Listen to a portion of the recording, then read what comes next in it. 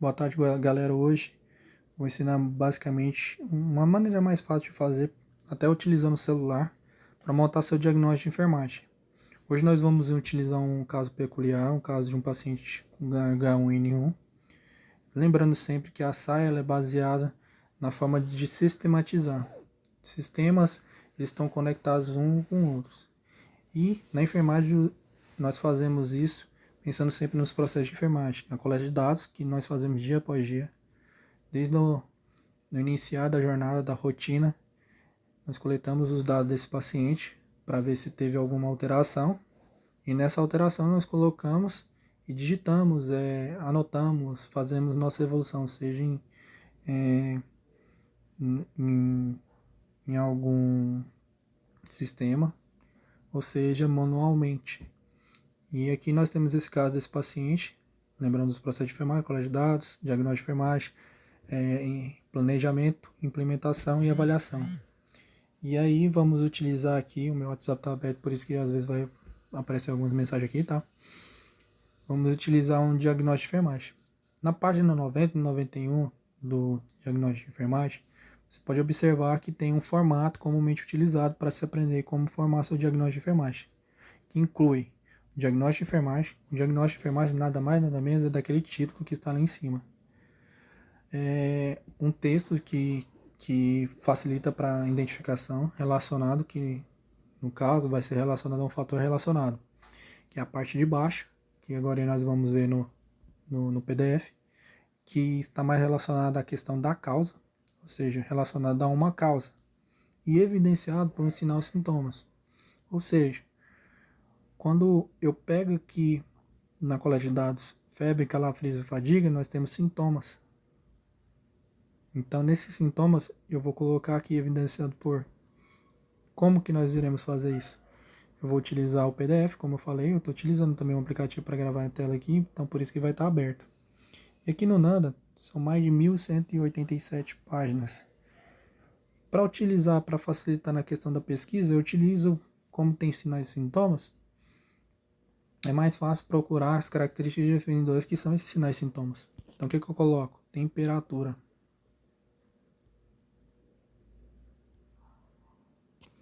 E aqui tem as opções para passar. É lógico que vai vir vários textos de temperatura mensurando aqui. Se eu não me engano, ele vai vir com aumento da temperatura corporal. Então aqui, vamos pegar esse exemplo. Um diagnóstico perfeito para um paciente também com H1N1 e outras comorbidades em si. Mas nós podemos utilizar esse diagnóstico de enfermagem para implementar nossa assistência, ou seja, para gerar uma prescrição em cima disso, certinho? Então vamos utilizar aqui, nós temos para observar com maior facilidade, eu vou até destacar, esse é o diagnóstico de enfermagem, volume de líquido deficiente. A definição embaixo dá para trazer um contexto de uma forma mais aprimorada daquilo que realmente é. Diminuição do líquido intravascular, intersticial e ou intracelular. Refere-se à desidratação, perda de água apenas, sem mudança no sódio. Aí você vai falar assim, não, mas talvez naquilo que nós estamos procurando, não tem mudança nessa questão do sódio. Ou tem mudança nessa questão do sódio. Então não está compatível em relação àquilo que eu estou tentando procurar aqui. Não é um diagnóstico que traz essa característica. Mas basicamente para o paciente H1N1, às vezes dengue, que são doenças muito comuns aqui no Brasil, chikungunya, que tem crescido em torno ali de 2018, 2019, são essas doenças que geralmente são mais comuns, que nós precisamos de assistência qualificada em cima daquilo que nós planejamos. Então vamos lá. Nós temos diagnóstico de enfermagem, que é volume de líquido deficiente. Nós vemos aqui que tem várias coisas que nós podemos colocar também como sinais e sintomas do H1N1. Como que aumento da temperatura corporal, que no caso seria essa febre. No Nanda, se você colocar febre, às vezes você não vai achar realmente. Mesmo colocando aqui, eu vou até colocar aqui como só para vocês verem, febre. Não vem nenhum diagnóstico voltado para sinais e sintomas em relação a isso. Se tivesse, seria mais fácil, procuraríamos mais fácil.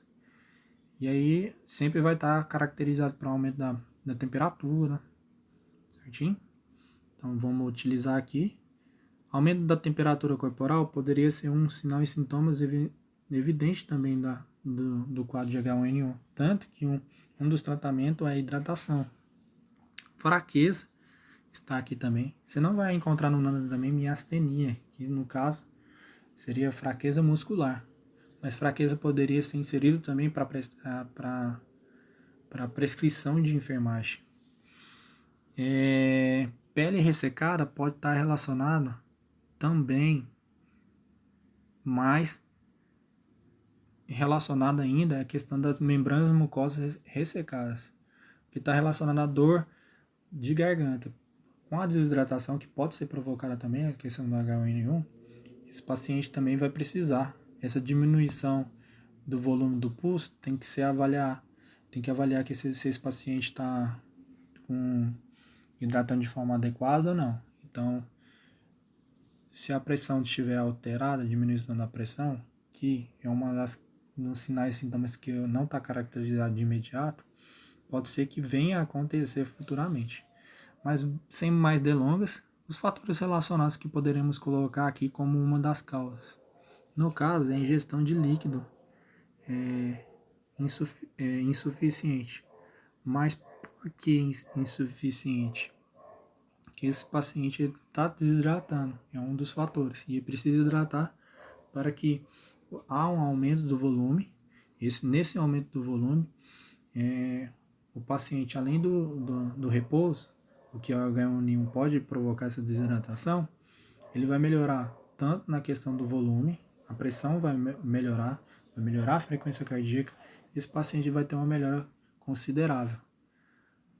A questão da dor, das mucosas, essas questões, elas podem ser tratadas com uma boa higiene oral, uso de bicarbonato de sódio em alguns casos, para fazer bochecho, ou então algum uso de um enxaguante bucal, que poderia melhorar essa questão, porque a dor de garganta poderia estar relacionada muito mais a mucosas que estão ressecadas, que pode provocar sim uma mucosite, uma inflamação dessa mucosa também, tá bom?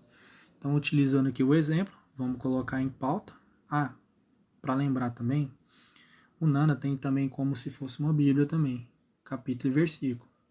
Nós temos domínio e classe. Nesse caso aqui, é domínio 2, nutrição, e classe 5, para facilitar na hora de buscar esse diagnóstico de enfermagem.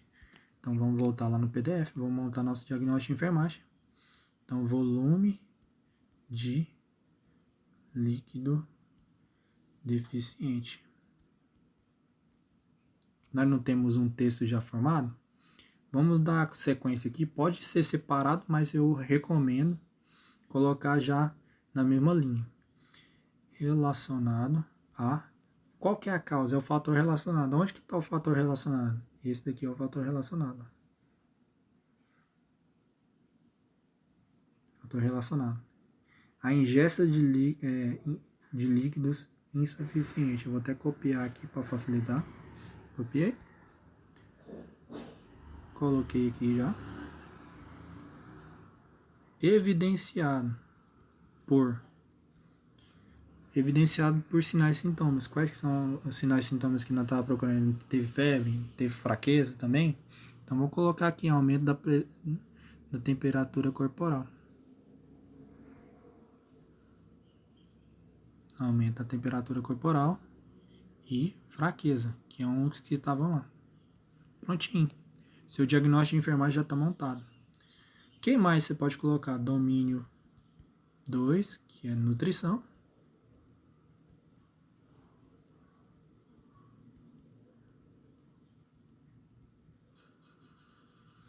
Corretor quebra minha perna. Classe 5, se não me engano, que é hidratação.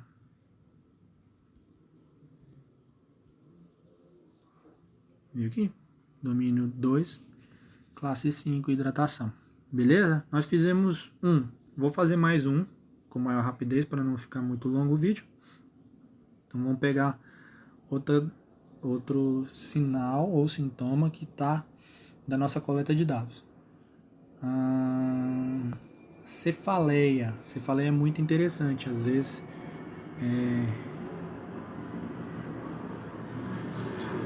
nós temos muito essa dor de cabeça aí, e são várias causas. As pessoas têm essa dor de cabeça, às vezes enquadram como enxaqueca e outras coisas. Então, aqui tem cefaleia, mas é muito interessante esse diagnóstico de enfermagem, que é constipação, diminuição na frequência normal de evacuação, acompanhado por eliminação difícil ou incompleta de fezes, ou eliminação de fezes excessivas, duras e secas. Constipação seria muito interessante também para colocar em relação a esse paciente. Aí você vai falar assim, mas como? A dificuldade que ele tem para deglutir, no caso seria a dor de garganta. A disfagia não poderia ser associada, mas a dor de garganta poderia ser associada à questão da odinofagia, que é dor ao deglutir, no caso. Então, assim, essa cefaleia poderia estar associada. Mas vamos pegar outro exemplo. A constipação eu não vou utilizar.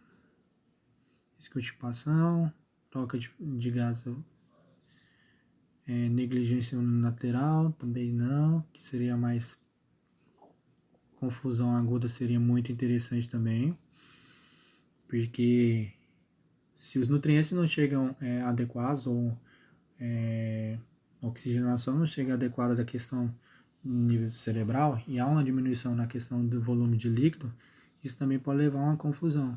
Aí a confusão crônica está mais por um processo irreversível, mas no caso, vamos utilizar outro. Memória prejudicada, não. Atenção do papel do cuidado, seria muito interessante, que é um dos exemplos que coloca na página 90 e 91, que é muito interessante essa parte. Então, vamos utilizar isso daqui, atenção do papel de cuidador. Essa dor de cabeça, no caso, as pessoas podem pensar no estado de saúde do cuidador. Às vezes, esse cuidador ou profissional da área da saúde, ele também pode adoecer. E aí o estado dele de dor de cabeça pode ser fisiológico. E aí vamos utilizar qual fator relacionado. Aqui tem muitos aqui em relação, separado por tópico no receptor de cuidados, no cuidador, relação do cuidador e receptor de cuidados. É muito interessante essa parte. Então vamos utilizar um aqui.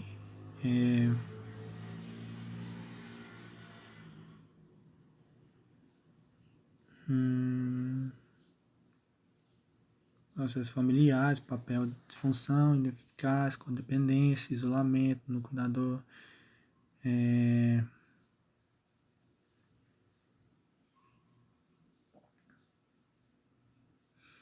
Vamos utilizar de condições de saúde instáveis, ou seja, uma pessoa que pode ter H1N1, só que a causa maior dele é que ele não procura assistência de imediato. Então vamos utilizar esse diagnóstico de enfermagem. Como que vai ser? Vamos utilizar ele. Primeira coisa que vamos dar uma olhadinha aqui primeiro é domínio 7, viu? Papéis e relacionamentos, classe 1. Para você que está querendo procurar depois, para não dar problema. Então vamos utilizar aqui tensão do papel do cuidador. Copia. Esse vai ser o nosso diagnóstico de enfermagem. Relacionado, sempre lembra disso.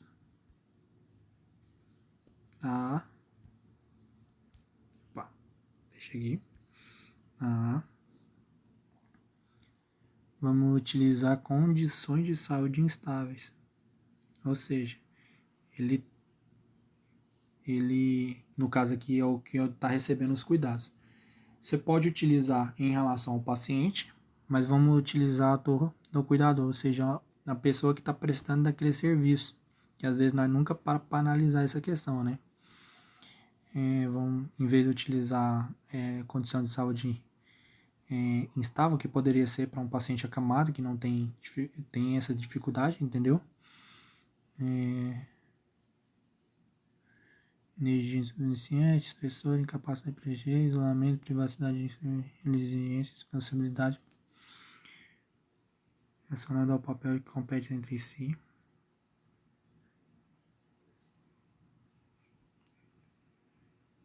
Aqui eu posso utilizar responsabilidades relacionadas ao papel que compete entre si. Você pode colocar relacionado a isso, que seria a causa. Que é uma responsabilidade dele também, é cuidar. Quando você cuida de alguém, você cuida de si mesmo também. Se você não cuida bem de você, como você pode cuidar do outro, entendeu?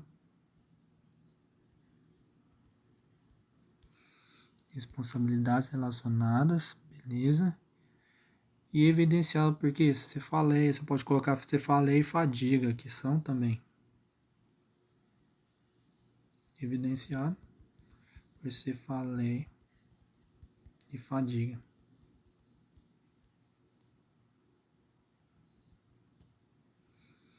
Prontinho, nós montamos nosso diagnóstico de enfermagem. O domínio é o 7, papéis e, se não me engano, papéis e relacionamentos.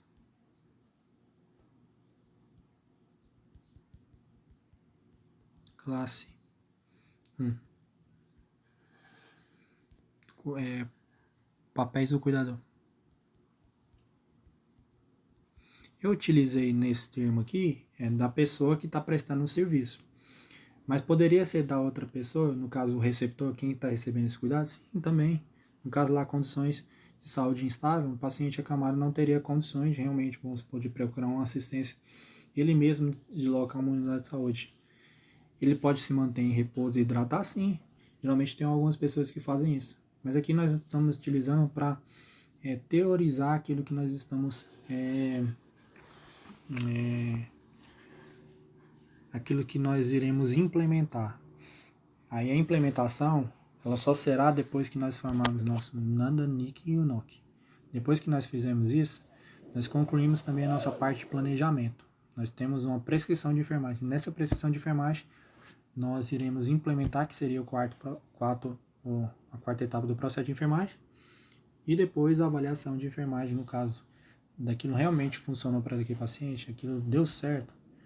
Deu certo, seria interessante compartilhar, dar sequência nesse tipo de tratamento. O paciente evoluiu para alta, por que não se pensar também no diagnóstico de enfermagem para pacientes que foram de alta hospitalar também? Qual que é o cuidado que ele tem que tomar, certinho?